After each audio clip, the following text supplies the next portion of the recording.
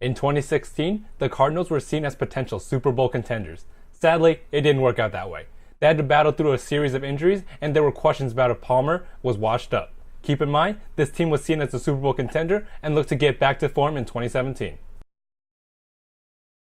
This team is talented and didn't do much in free agency. The biggest transaction was re-signing Chandler Jones. Jones is a proven pass rusher, and retaining him was a must. Other notable signings include Phil Dawson.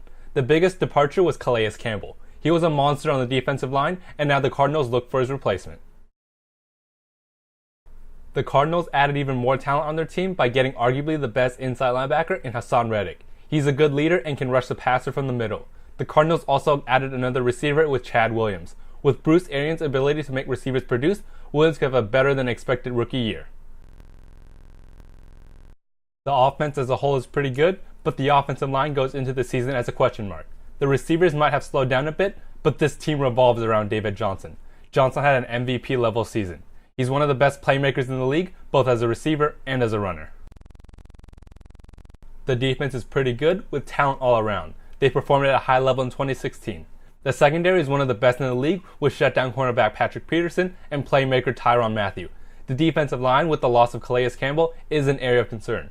Robert Nkemdiche needs to perform as a first-round pick to make up for the loss of Campbell.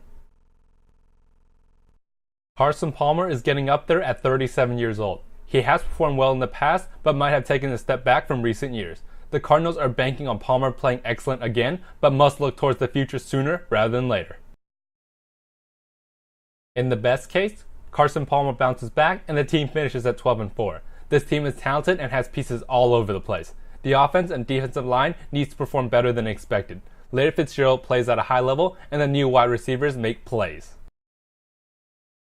In the worst case, Carson Palmer shows his age and finishes at 5-11.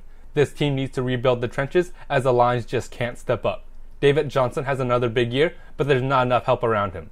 The offensive tackles get beat and Carson Palmer gets beat up. The defensive line misses Calais Campbell and more talent is needed up front. In the likely case, this team finishes at 8-8. This team has talent all around, but the most important position groups are concerning. The quarterback and the trenches just need an influx of talent. Palmer is getting up there in age, and the Cardinals will look to get a young quarterback in next year's draft.